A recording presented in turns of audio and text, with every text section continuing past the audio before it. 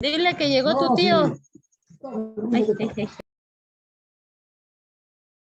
Hola Estela, ¿cómo está? Buena tarde. Hola, buenas tardes, profe. Hola, hola, hola. ¿Quién más está? Ahora tenemos audio de Liz.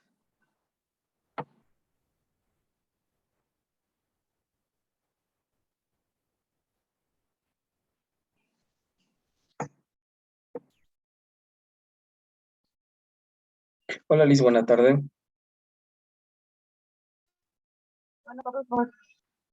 Hola, hola chicas, pues bienvenidas. Vamos a dar comienzo para que podamos abarcar lo más que se puede, ¿verdad? Porque ya vamos un poquito atrasados en esta materia. Bueno, no tanto, pero sí ya se nos juntaron unos temas y ya estamos como que casi a 2 sesiones de acabar el cuatrimestre. Recuerden que termina el día 24. Sería nada más la sesión del día que es, a ver, déjenme ver mi calendario. Nos faltan 2 sesiones, chicas. Esta sería, ya contando esta, nos faltan 2 sesiones. La del día 10 y la del día 24, porque el 17 descansamos. Así que después de vacaciones, nada más una sesión. Bueno, que es de hecho exposición de sus trabajos de las materias que han sido por asesorías, así que bueno, ya hablaremos, bueno, sí tenemos que hablar un poquito de eso, ahorita terminando un poquito de hablar, trabajamos un poquito en ello para que ustedes tengan una noción más de todo lo que van a hacer, ¿vale? También algo que se me olvidó comentarles más bien ya hace 15 días, que a mí se me fue el avión, que les iba a comentar hace 8 días, pero se me fue el avión. Recuerden que cada 21 de marzo, aparte del inicio de la primavera, pues también se conmemora el Día del Síndrome Down, ¿sale? Y es un día en el que solemos o se suelen poner las personas dos calcetines uno y uno, porque esto significa el impar en los cromosomas, ¿verdad? Que esto es lo que ya vimos o hemos visto, da como resultado este tipo de síndrome. Así que cada 21 de marzo, aparte del Día de la Primavera, sí, también conmemoramos el Día del Síndrome Down. Y este sábado 2 de abril también conmemoramos el Día contra la concientización del autismo, ¿sale? El autismo, acuérdense que también dentro de esto vamos a encontrar el síndrome de Asperger, o sea que vamos a encontrar autismo y Asperger, ¿sale? Por lo que cada 2 de abril de cada año que se conmemora este día, pues se viste de azul, ¿sale? O se pinta de azul, digámoslo así. El azul es el color que representa a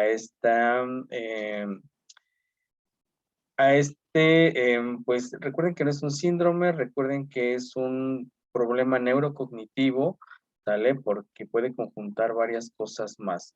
En algunos puede ser más grave, en otros puede ser más leve, pero bueno, cada 2 de abril, el día del autismo, cada 21 de marzo, el día del síndrome Down, ¿vale? Para que siempre tengan presente estas fechas que como educadores pues nos toca tener ahí presentes. A veces la institución cuando no tiene o antes que no estábamos en pandemia, pues solíamos hacer actividades sobre estas fechas específicas, pero bueno, ahorita no se ha podido, ¿verdad? Salir a alguna escuela de educación especial, visitar a algunos de estos niños con este tipo de situaciones o hacer actividades, pero no se ha podido. Esperemos que más adelante podamos retomar estas actividades. Ahora sí bien, chicas, hace 15 días, todavía, ¿verdad? Estábamos el día 20 de marzo, si mal no recuerdo. Estábamos comentando, déjenme compartir pantalla, estábamos hablando acerca de, déjenme ver aquí, caray, déjenme cambiar. Estábamos hablando de Celestine Freinet, sale que aunque su compañerita Lupita nos puso una actividad relacionada con esta teoría, pues es importante de retomar y terminar pues este autor. Recuerden que este autor se va mucho por la parte de lectoescritura y de técnicas que tengan que ver con el desarrollo de la misma. Como les decíamos, sí habla de una imprenta en la escuela, una imprenta escolar, pero más que tener el artefacto en la imprenta es realizar actividades en las que el niño pueda desarrollar lectura y escritura, así como el dibujo, ¿sale? Así que plantea varias estrategias. Ay, perdón. Ya me estoy quedando sin voz y apenas voy empezando. Los ficheros escolares, ¿sale? Todos estos ficheros que ustedes conocen, pues son parte también de las técnicas Freinet. No quiere decir que tal vez él proponga este tipo o sean su propuesta, de su autoría, pero sí son actividades que él retoma y que propone para que puedan los niños desarrollar lectura, escritura. Y entonces propone los ficheros escolares y autocorrectivos. Hoy en día manejamos distintos tipos de ficheros. ¿Sí? La correspondencia interescolar, algo como la actividad que hizo Lupita de un dibujo y te voy a dar uno para ti, tú para mí, entonces aquí es mucho esto, pero enfocado a la lectoescritura, pues tendríamos como que el amigo secreto, podríamos hacer intercambio de cartas entre grupo y grupo, o sea, aquí el chiste es que los niños desarrollen la escritura y la lectura a través de estas actividades, ¿sí? Siempre es importante que el docente, según Freinet, pues tenga un plan de trabajo, que los acuerdos se tomen en asamblea. Asamblea es el conjunto de niños y docente. Esto es la asamblea, porque son los que juntos llegan a acuerdos, ¿sí? Las conferencias, él también propone las conferencias, y no solo las conferencias, sino todas estas actividades donde el alumno puede exponer exposiciones, debates, ponencias bueno, en las conferencias, ¿sí? Estas actividades también ayudan a, sí, la lectoescritura, pero también a exponer puntos de vista, que cada uno de los alumnos pueda externar lo que piensa y lo que investiga acerca de diferentes temas que se le dan, ¿no? Entonces, por eso es importante. ¿Qué no quisieran ustedes? Pues el periódico mural que hoy vemos, como ya les he comentado en muchos lados, pues es una estrategia propuesta por Freinet, ¿sí? Vean nada más todo lo que nos dejó. Y todo esto basado en lo que es la escuela nueva, donde propone pues que sea un tipo taller, ¿sí? Donde el alumno en esta interacción pueda desarrollar lo manual, lo intelectual y lo social, ¿sí? Sea capaz de desarrollar estos tres aspectos para poder, de alguna manera, entrar en una dinámica de trabajo cooperativo, ¿sí? Para que también él le encuentre sentido a lo que está haciendo, pero además, con todas las actividades que se proponen, lo que dice Freinet es que sigamos fomentando en el niño estas ganas de seguir buscando, de realizar, de experimentar, de conocer, de ascender, de concentrarse, de ser reflexivo y humano, porque estas son cosas que nosotros tenemos que rescatar que tiene el niño, implementarlas con las actividades para seguirlas fomentando y que estas no las pierdan, ¿sí? Entonces vean todo lo que nos propone Freinet. Y bien, es una escuela nueva, por lo tanto, está centrada en el niño, ¿sí? Y es ahí donde construye su personalidad.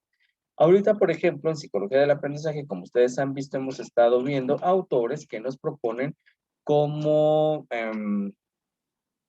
forja la personalidad cada persona, ¿no? Si recuerdan esta parte, ¿no? Erickson, Freud, todos hablan de personalidad. De hecho, los últimos que estamos viendo hablan de personalidad. Y esto, dice Freinet, que se basa, no se basa, más bien, que la personalidad del niño también se construye dentro de la escuela, ¿sí? Y dice que es el medio, ¿sí? El que le va a dar esta imagen y el que forjará al niño. Ajá. Así que es muy importante el contexto donde esté, porque es donde él va a forjar esa personalidad. Yo les ponía de ejemplo la otra vez. Si le pegamos al niño, si en su contexto lo golpean, pues obviamente él va a, ¿cómo les digo? Ay, se me fue la palabra, a replicar, por así decirlo, estas conductas en el espacio donde se encuentra. Entonces, es importante que nosotros tratemos de darle el mejor ambiente. Y aquí no es el ambiente bueno, sí es el ambiente de aprendizaje, pero no en cuanto a los materiales solamente, sino un ambiente que también esté lleno de emociones que le ayudan a poder desarrollar de mejor manera su personalidad. ¿Sí? Así que bueno, vean nada más. Lo que en forma general, lo que él nos habla de las escuelas es que se deben de crear en las escuelas, o las escuelas deben de ser instituciones, como ustedes lo pueden ver aquí, que dice, impliquen que el trabajo realmente que salga dentro de la escuela tenga un sentido, una utilidad y una función, que realmente lo que le estamos enseñando al niño le sirva para algo, le signifique algo, le deje algo, porque si nosotros estamos enseñando como el profe Rubén, que a lo mejor enseña cosas que ustedes nunca van a poner en práctica, pues no tiene sentido, ¿verdad? Ni nos es útil, ni va a tener una función. Así que aquí lo que tenemos que darle al niño es algo que tenga un sentido, que sea útil y que tenga una función. Por ejemplo, el día de ayer estaba yo, bueno, tuve por aquí de visita a mi sobrino porque tenía que salir a viaje y se trajo sus cosas, ¿no? Para hacer sus tareas. Y entonces le dejaron un compendio de lecturas de su libro con un conjunto de estrategias, de preguntas por cada lectura, ¿no? Él es muy malo para la lectoescritura. Lo ponemos a leer y a escribir y para él es como que, híjole, es lo peor que puede existir. No le gusta leer ni escribir.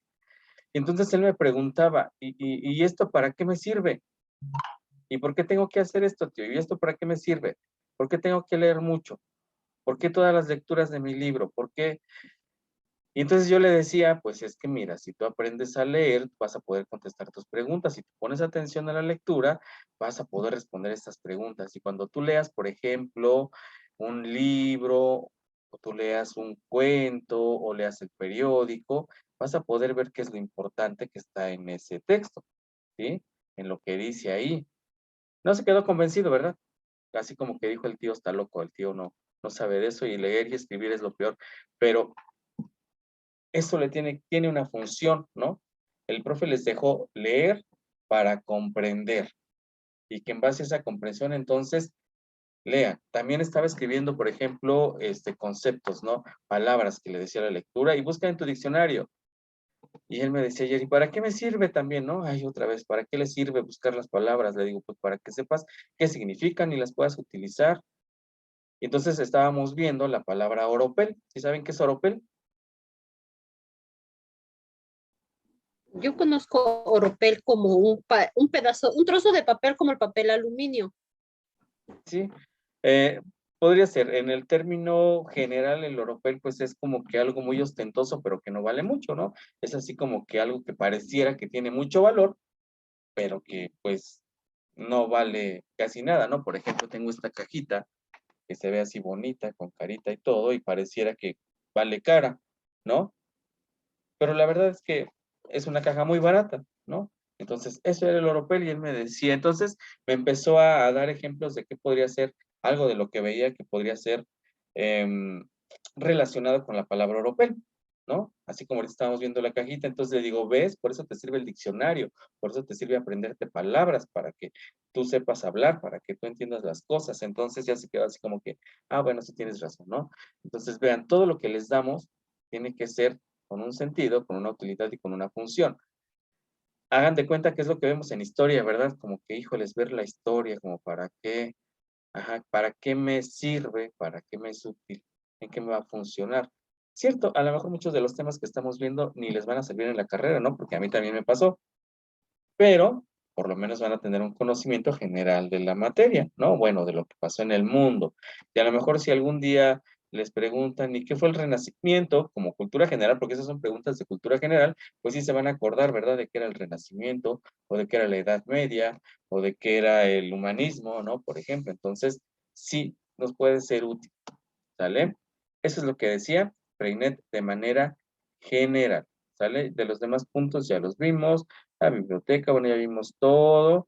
Y bueno, la clase de paseo, imprenta y cálculo, todas estas chicas, pues son tendencias que él agarra de otros pedagogos que ya hemos visto, ¿sale? Entonces aquí solamente lo retoma, ¿sale? Las clases de paseo, recuerden que eso es parte de la pedagogía pestalozziana, que es quien realmente Pestalozzi propone las excursiones, ¿sale? Y las retoma Freinet, ajá. Entonces, vean, cada autor, como vimos, le va a ir dando un sentido o le va a anexar algo nuevo a lo que es, pues, a sus aportaciones, como que todos lo fueron aterrizando en relación a la época en que estaban viviendo, ¿sí? Entonces, ¿aquí dudas con Freinet, chicas? Ninguna. Todo bien. Ya se verá en su examen, El ¿eh? examen. Ajá. Ahí veremos. Tienen que estudiar mucho estos autores. Bien. La semana pasada nos tocaba, no les dejé tarea, ¿verdad? Porque tenían una actividad que hacer. Por cierto, las felicito por sus actividades. ¿Sale?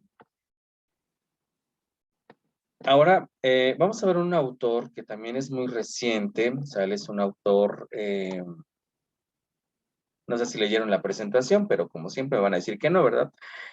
Vamos a ver a Michel Lobrot, ¿sale? Vamos a ver este autor. Más que proponernos un método, nos va a proponer la manera en que debería de ser la escuela. Recuerden que dentro de las teorías pedagógicas vamos a encontrar a unos que nos dicen cómo debemos de enseñar, ¿sí? Y otros que nos dicen cómo debe de ser en general el sistema para mejorar la educación. Ajá, que es lo que estamos viendo. Lobrot, ¿sale? Es parisino, ajá. De alguna manera proviene de una familia que pues ha estudiado, entonces por eso es que él se interesa por toda esta por toda esta parte, perdón, ahora yo padre, por toda esta parte, estudió de alguna manera filosofía, ¿sí? Y la obra máxima que vamos a encontrar de este autor va a ser la pedagogía institucional, ¿sí? Esta, les puse por ahí el enlace, ¿vale? Esta no es una propia presentación mía, bueno, esta primera parte de su biografía, pues, ya es algo que retomé de otra presentación, por eso ahí les puse la bibliografía, ¿sale? Pues si quieren consultar, pues, esta presentación. Lo que vamos a retomar es la pedagogía institucional. Esto es lo principal que él nos va a dejar dentro de lo que es la educación, ¿sí? La pedagogía institucional. Hace estudios en América Latina, es decir, de México hacia abajo, ¿verdad? Hasta Brasil y también en España, ¿sí? Entonces aquí vamos a ver de alguna manera cómo él pone en práctica también la psicoterapia individual y en grupo, ¿sí? Y de alguna manera esta teoría se relaciona mucho con Carl Rogers. Rogers es un autor que vamos a ver la siguiente semana. Entonces vamos a ver en qué se relacionan con estas. ¿Cuáles son? Pues bien, no, la pedagogía institucional. Lo que aporta a partir de toda esta obra que él hace es el método de no directividad interesada, que ahorita vamos a ver. Hizo investigaciones de psicología y antropología, ¿sí? De alguna manera organiza grupos en los que él trabaja, que ahorita vamos a ver, y él dice que enseñar psicología del niño es importante para la pedagogía. Hoy no vamos a retomar psicología del niño, sino que lo tendríamos que retomar como psicología del aprendizaje y psicología evolutiva y diferencial, donde vemos pues las diferentes etapas por las que pasa el ser humano y cómo son las características que tiene por cada etapa, ¿sí? Tiene muchos conflictos por sus aportaciones y pues bueno, su principal, digamos que, no actividad, sino la influencia de su teoría se da pues en la década de los 90. Por eso es que lo estamos retomando ahorita. Como ven, es un autor pues relativamente joven. Ajá. Así que, bien, esas son parte de su bibliografía, nos vamos a brincar eso. En filosofía de la educación, ok. ¿Qué es lo que hace? ¿Qué es lo que retoma? Pues las antropologías freudianas, ¿sale? ¿Qué quiere decir esto? Se está basando en Freud, pero también en el anarquismo, ¿sí? ¿Qué es el anarquismo? ¿Alguien me sabe decir qué es el anarquismo? ¿Qué es una utopía? Son conceptos de historia, ¿sale? Que debemos de saber. ¿Alguien sabe qué es anarquismo?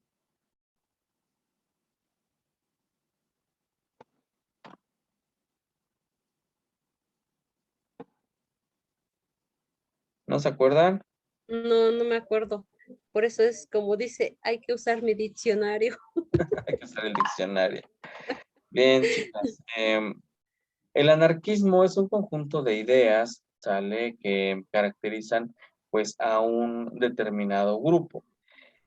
Pero estas ideas, pues, de alguna manera, están en oposición a lo que dicta lo establecido por ciertas normas, ¿sale? Entonces, digamos que son como que la oposición, ¿sí? Entonces están en esa crítica de lo establecido, porque consideran que esta corriente de ideologías puede ser mejor. Hay muchos grupos anarquistas. De hecho, cuando hay marchas y esto decimos, Marchas, ¿no? ajá, decimos que son grupos anarquistas, están en contra. También se les llaman grupos de contracultura, y ahorita, bueno, contracultura es porque están en contra de lo establecido, o grupos anarquistas, ¿sale? Podemos pasarlos en ese punto. Está en contra del anarquismo y del socialismo utópico. La utopía es una ideología que se tiene sobre algo, pero que es difícil de alcanzar, ¿sale? Es como que ese ideal que todos queremos, pero que no alcanzamos. Por ejemplo, decir que México va a llegar algún día al primer mundo. A lo mejor pudiera ser que algún día llegue, pero la verdad lo vemos como algo utópico, como algo muy lejano, como algo que quizás no alcancemos a tener, ¿sale? Entonces, por eso consideramos como una utopía. Entonces, vamos a ver la parte de Freud, vamos a ver cómo está en parte influido por todas estas corrientes, ¿sí? Y por eso, de alguna manera, su corriente pedagógica está en contra de las teorías antiautoritarias, autogestionarias y libertarias. Y vamos a ver de qué se trata, ¿vale? Entonces, él habla de no directividad, que nos lleve a una pedagogía institucional, ¿sí? Y esto hará una revolución en la escuela. Él dice que su ideología o la propuesta que tiene nos va a dar una ideología buena para mejorar toda la educación. Y cuando hablamos de toda la educación, él no habla de métodos.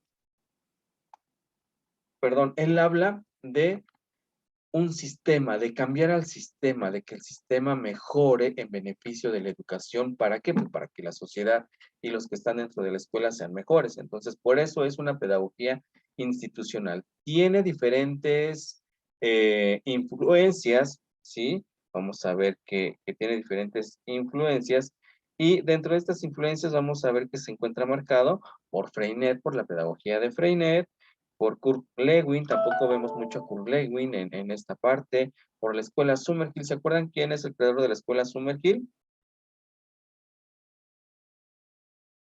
Ya no nos acordamos, ¿verdad?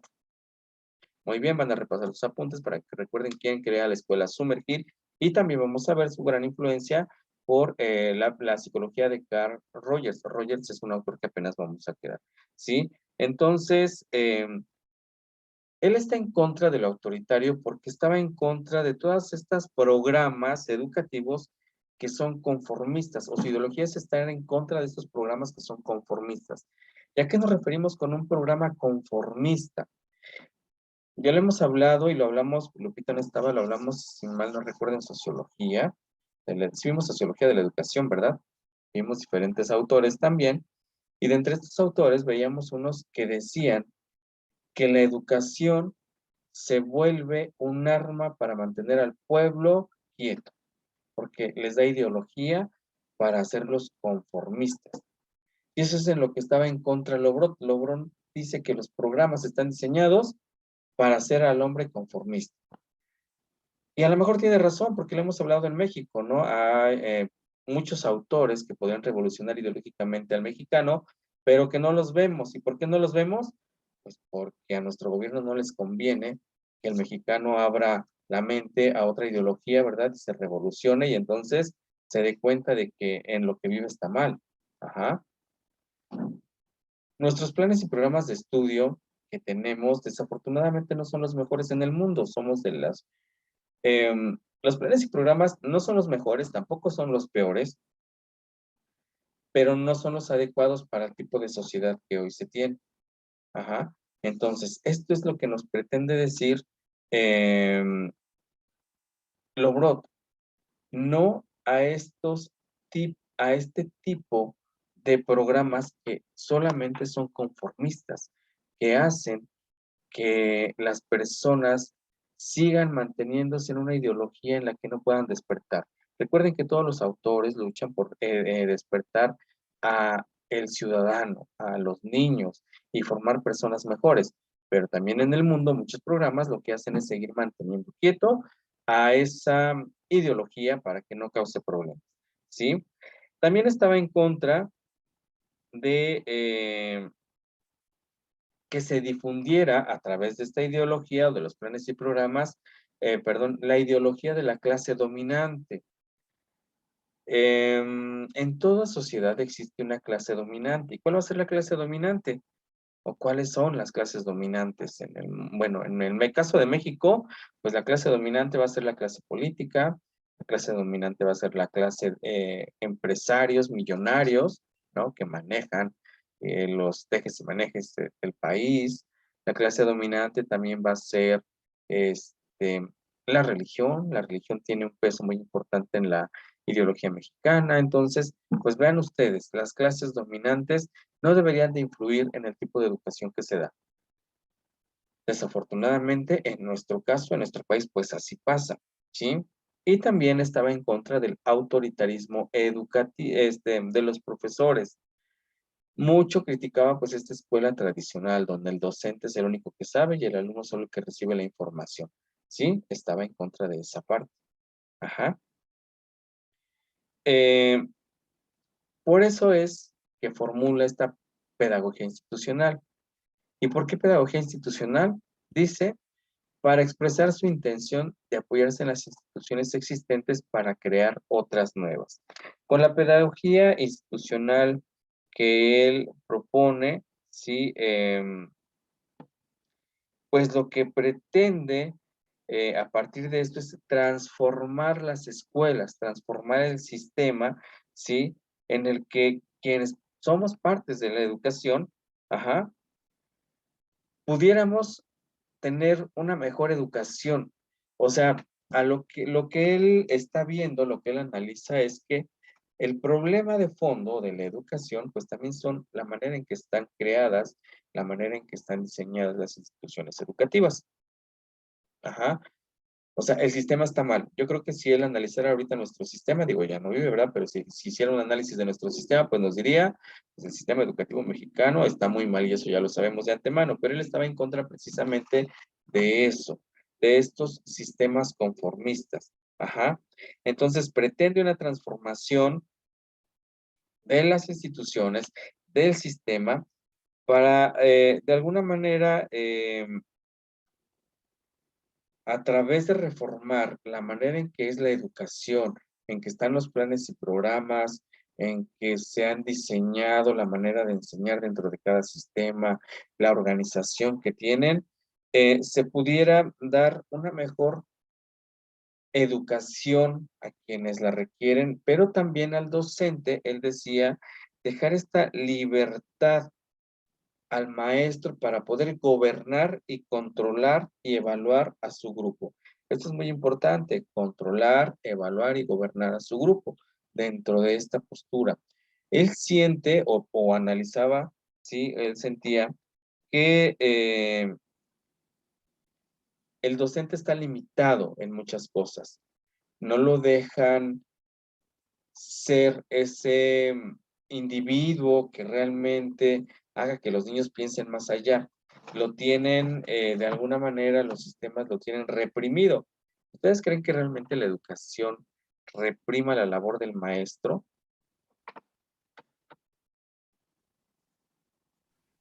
Sí, porque prácticamente bueno, ya hablemos de la SEP, bueno, yo pienso, ¿no?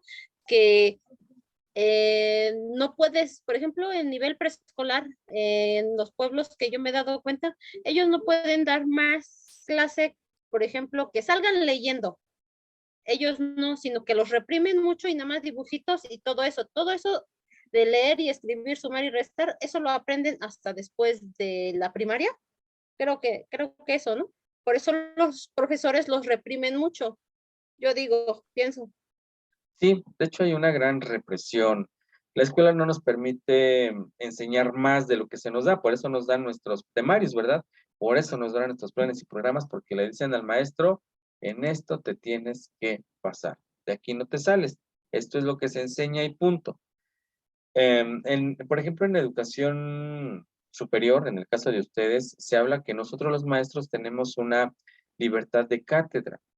Libertad de cátedra significa que yo estaría en toda la libertad de poder buscar los autores que mejor me parezcan que a ustedes realmente les van a servir, que ustedes les van a apoyar y que despierten esta ideología de pedagogas y todo lo demás. Pero ¿qué pasa? Que llego a la escuela y ¿qué me dice mi directora? Pues, profe, aquí está su temario. Estos son sus autores que va a ver usted.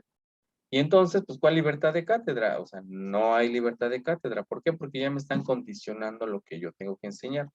Y eso pasa en muchos lados. Ajá. Más bien, eso pasa en toda la educación mexicana, ¿sale? Y en muchos otros países. Entonces, lo que él creía es que la escuela, como dice ahí, es el lugar privilegiado para hacer cambios. Ya lo hemos visto con muchos autores nos dicen que si se diera una educación de calidad, una educación que realmente haga que el alumno piense, que sea libre de pensamiento, que tenga los conocimientos adecuados, pues eso haría muchos cambios sociales, políticos, económicos, realmente se tendría una mejor sociedad.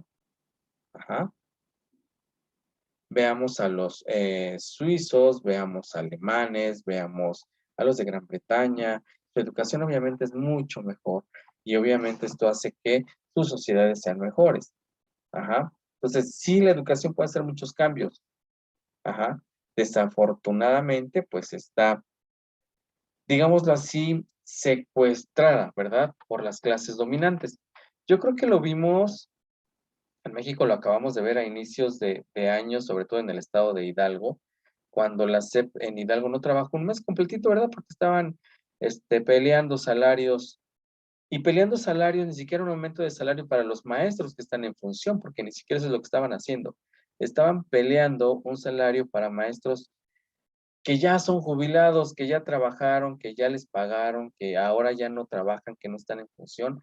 Ah, pero hay que hacer paro porque hay que apoyar. Vemos una clase dominante de sindicato secuestrando la educación donde los maestros se ven obligados a no trabajar porque entonces hay represiones sindicales, ¿no? Son castigados, ¿sí? Y obligados, por ejemplo, los vemos a subir en todos sus estados de WhatsApp y de Facebook, todo a favor del sindicato, ¿no? Ahorita lo vemos, todos apoyan a Andrés Manuel para que se quede. Obligación del sindicato, estén de acuerdo o no, tienen que cumplir. Entonces, tenemos una clase dominante que tiene el control de la educación. Y entonces el maestro no tiene libertad, y entonces el maestro se ve coartado en muchas cosas. ¿Y esto en qué repercute? Pues en los alumnos. ¿Cómo van a ser los alumnos? Imagínense estos niños que perdieron más de un mes, que de por sí vamos súper atrasados. y luego les quitan un mes donde el maestro ni enviar tareas ni nada porque no los dejaban. Ajá. Y luego todavía no poder abarcar más de lo que quisieran porque también los regañan, entonces pues hay una clase dominante que tiene secuestrada, digamos secuestrar, lo utilizo de este término, una manera de decirlo, a la educación, ¿no?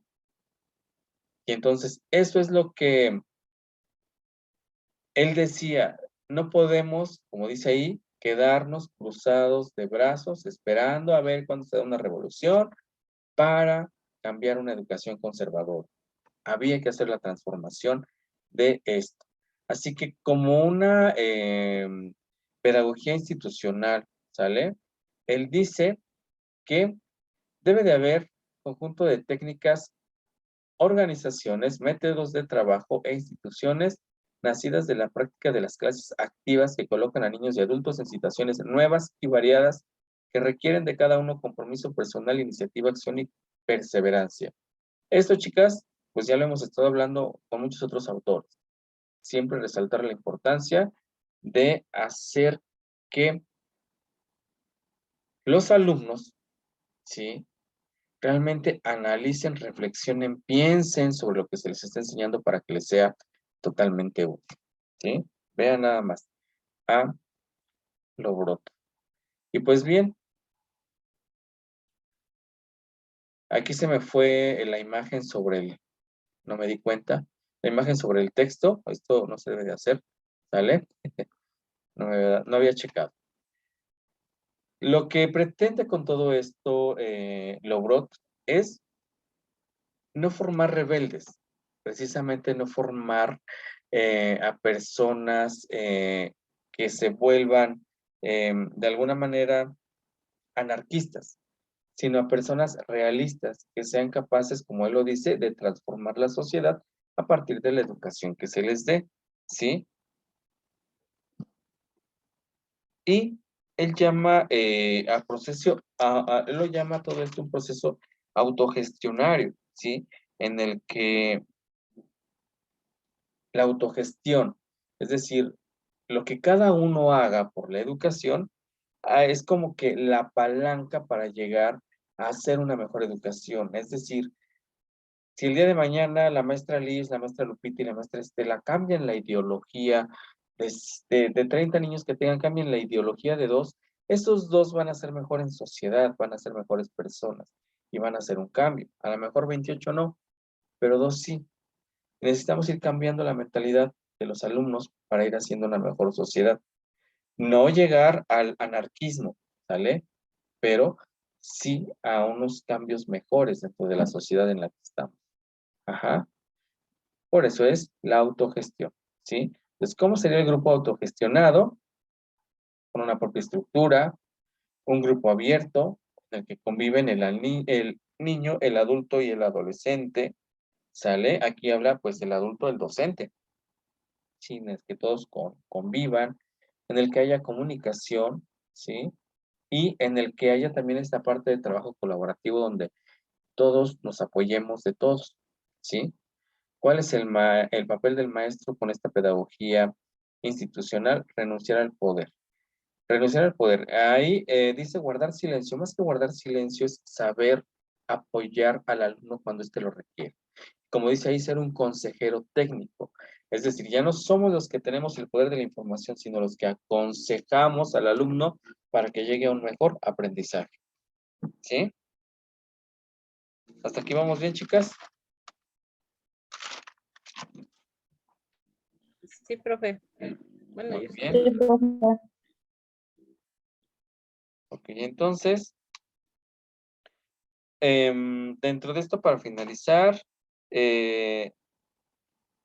lo que él quiere es, o la preocupación que él tenía, checando aquí mis apuntes, ¿verdad? Era permitir que el niño pueda asumir la mayor responsabilidad que tiene del deseo de aprender y de participar en el grupo, como su grupo social también. O sea, en otros términos, que el niño sea, seguir inculcando en el niño ese interés por seguir estudiando, sí, para que él mantenga esta responsabilidad y siga aprendiendo, ¿sí? Entonces, todo esto haría una tendencia libertaria. Ajá. Vean nada más. Esto suena más como a político, ¿verdad? Porque realmente lo que él pretende reformar es esa parte de política, de lo que es la estructura de la educación. Ujú.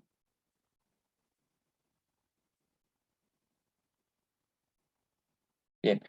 Chicas, voy a cerrar porque se me acaban los 40 minutos. Regreso en medio minuto para dar seguimiento y terminar lo que es teorías de la educación. ¿Les parece, por favor? ¿Sí? Pues me salgo medio minuto y regreso, ¿vale? Sí, profe. Ok. Déjenme cerrar aquí.